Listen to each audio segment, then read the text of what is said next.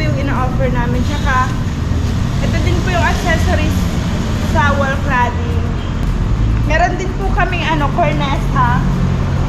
Sa mga naghahanap po ng cornesa, ito po yung sample. Meron din po kami. Dito po yan sa sa San Cristobal, Calamba, Laguna.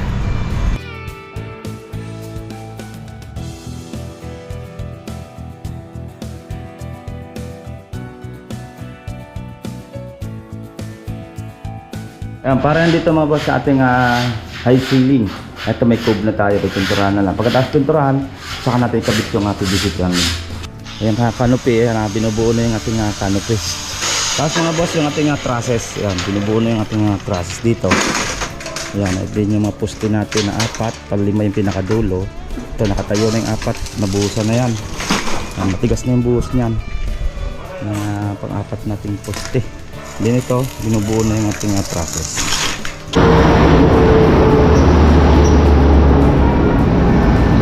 Mga pinto natin mga boss sa yan, sa Bañadero project natin.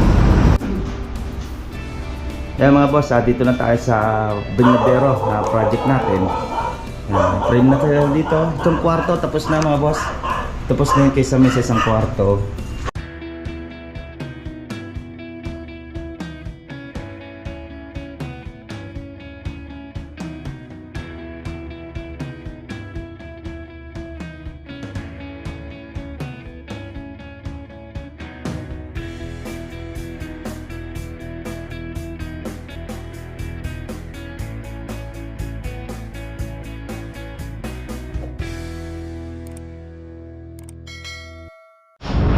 Yun na, good morning mga boss. Dito ulit tayo sa Modern Dick. Kukunin natin yung ating PVC panel para sa high ceiling sa Block 4, Tanawan na Park. Si ma'am, chinecheck nila yung ating kukuhanin na PVC panel.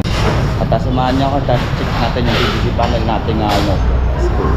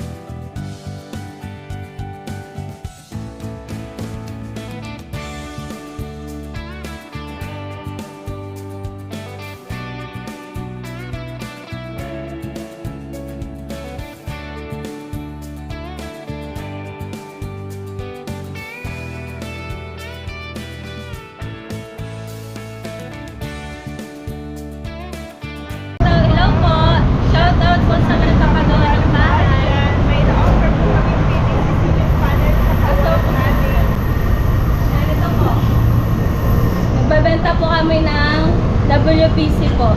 Tapos yung PVC ceiling panel. Offer na WPC, kagaya po nito. Then, meron din pong ceiling panel. Yan. Tsaka meron din pong mga accessories. Ito po, sa mga naghahanap ng accessories ng ceiling panel, ito po yung ina-offer namin. Tsaka, ito din po yung accessories sa wall cladding.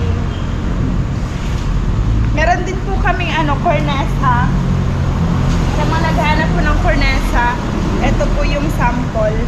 Meron din po kami. Dito po yan sa sa San Cristobal, Calamba, Laguna. Ayan mga boss, at dito lang yan sa may San Cristobal, tapat ng URC. Ayan, inquire na kayo, bumisita na kayo, yung mahilig magpa-design ng kanilang mga unit o kanilang mga bahay. Ayan, dito ang mga PVC panel, wall cladding na meron dito. At meron din tayo ditong mga edge clip. Meron din tayong edge clip, tapos yung mga end clip. Ayan, kompleto tayo dito mga boss. Modern Dick dito sa may part ng San Cristobal. Okay, let's go. ko. At ayan, naiakyat na yung ating mga biniling PVC panel na 50 pieces para sa ating Tanawan Park Place project sa Block 4. Update ko kayo mga boss pag nandun na tayo at kakapit na natin yung ating PVC panel. Let's go. Ayan mga boss, ito yung ating PVC panel na kinuha sa Modern Dick sa San Cristobal, Calamba, Laguna. At shout out kay ma'am na nag-assist sa atin to. At para dumating yung ating PVC panel para to sa ating para sa ating high ceiling sa cube, living area, kitchen, mga CR. Babang. Ayan, para dito mga boss sa ating high ceiling. Ito may cube na tayo, pinturahan na lang. Pagkatapos pinturahan, saka natin ikabit yung PVC panel. Para hindi na siya madudumian. Dito okay na, naka-prepare na rin, pinturahan na lang din. Earlier, tapos pintura. Hindi na sa CR. Ayan, naka-prepare na. Yung parang PVC panel din natin. Mga naka-prepare na yan, kakasa na lang naman natin yan. Okay, update ko na lang kayo pag halimbawa magkakabit na tayo yan. PVC panel. Ayan mga boss, ito yung ating PVC.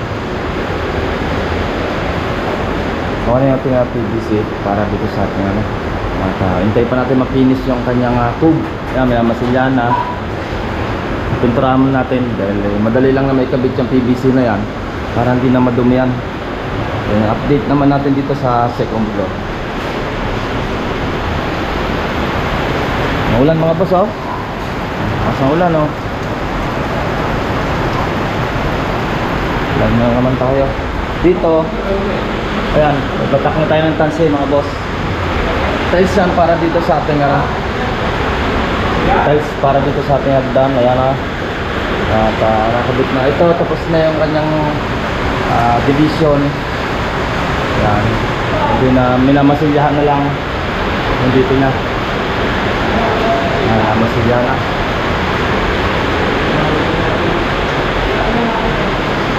Ayan. Pero masilyahan na lang tayo. Hindi na. Mapinturahan na natin ito mga boss. At yan. Okay na. Epoxy na natin. Bawat dugsungan nasa na lang yan. Liliyahin na lang yung bawat pamakuan natin. Liliyahin na lang. Hindi na. Tsaka yung baseboard na gusto ni ma'am na ilagay, malagay na lang natin diyan. Lakas ulan niya yan. Para mapinturahan na natin itong ating mga wall. Okay. Dito yung din. Okay na rin. Pintura tayo sa second floor. At yung grout niyan. At next week na. Pagtapos na tayo lahat, saka natin lagyan ng grout. Okay. And then ito mga boss. Ano na lang natin to. Lalagyan natin ng biga na lang dito o kaya tatambulan na lang natin ng metal paring dahil pinuha natin ng hulog nito dito sa hagdan para sa TV console ni ma'am dahil yung TV console niya dito malayo yung hagdan, kumbaga yung hagdan nakalabas, hinabol na natin para walang butas tayo dyan sa gilid dahil yung ating TV console nakadikit tayo dito sa gilid ng hagdan kaya magkakaroon tayo ng tambol dito, maliit lang dito sa taas pababa dito. Okay. Yan ang ating mga update mga boss dito sa ating project sa Block 4. Ating update. Samahan nyo check natin naman yung ating project sa Block 20. Yan, sa Block 20. At nagtatrasis na tayo sa Block 20 mga boss. So maulan. Hindi ko nakapag-building ngayon, maulan. At check natin mga boss ang Block 20. Ayan mga boss, ito yung ating steel matting para doon sa gilid na yon. Yung ating poste ng tubo. Yung ating C-fire lens at angle bar at tubular para dito. Start na tayo mga boss sa ating bubong dito sa garahe ni sir. Bubuuin natin yung kanyang bubong. Hinaukaya na. 4 na poste. 2 at bubuhusan na lang yan. 4 pa 5 yun nandun sa sulok. Hindi natin ang poste. At update ko dito mga boss pag tayo nakapagtayo natin ng trusses. Ayan canopy, binubuo na yung ating canopy. Yun na lang naman yan.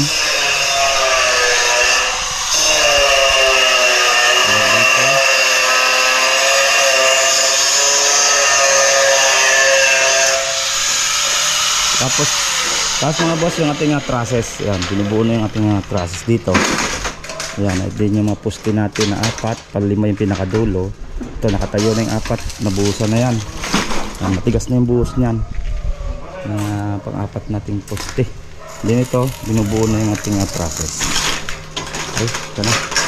Ito ano naman ito mga boss, hindi naman natin kailangan na tibayan. Gawa ng 3 to 4 years at pasisira din ni sir to para sa slab niya. Ito, abang lang sa slab yan mga boss, kaya wala tayong asintada dyan. At naka-prepare yan para sa ating pag-slab, para isang layout lang. Okay, yan. At may batak na tayong tansi. At ito yung ating mga deliver ng mga tubular CFR lanes na gagamitin natin sa roofing. At ang kailangan ko na lang dyan yung yero. Okay, yan mga boss, at mulan ngayon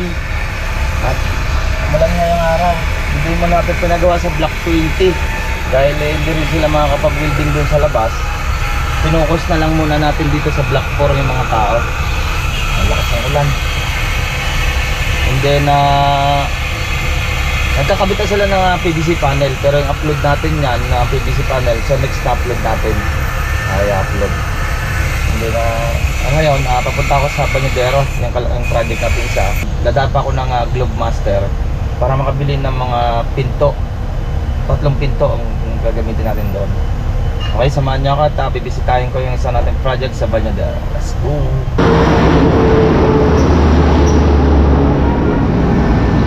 Mga pinto natin mga boss sa ano yan, sa Banyadero project natin. Mga pinto ni ano. Okay.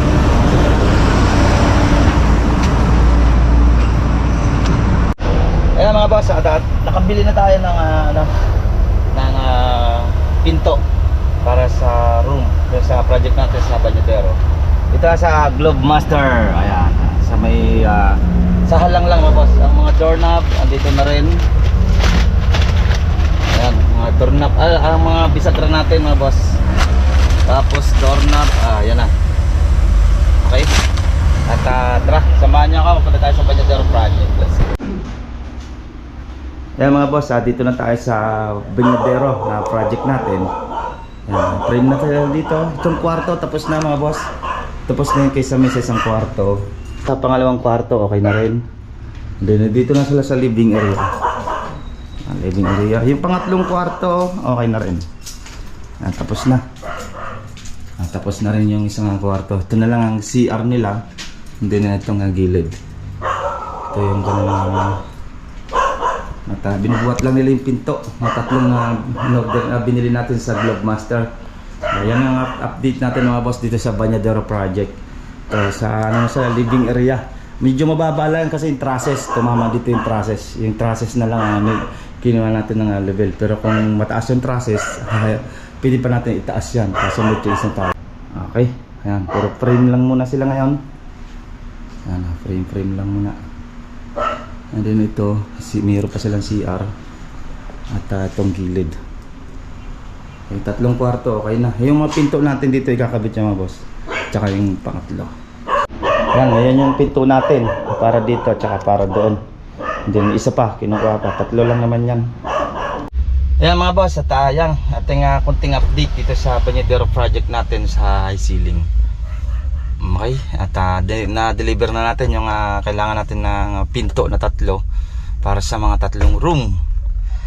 Okay, at hanggang dito na lang ulit yung aking munting update sa ating na project ng Tanawang Park Place Block 20 at Block 4. Ayan, at nagkakabit na sila ng PVC panel sa Block 4. Update ko kayo by next day na naman para sa ating PVC panel natin doon. Okay. At nandito na lang ulit ang ating konting update. At ingat-ingat tayo. God bless you, God bless you.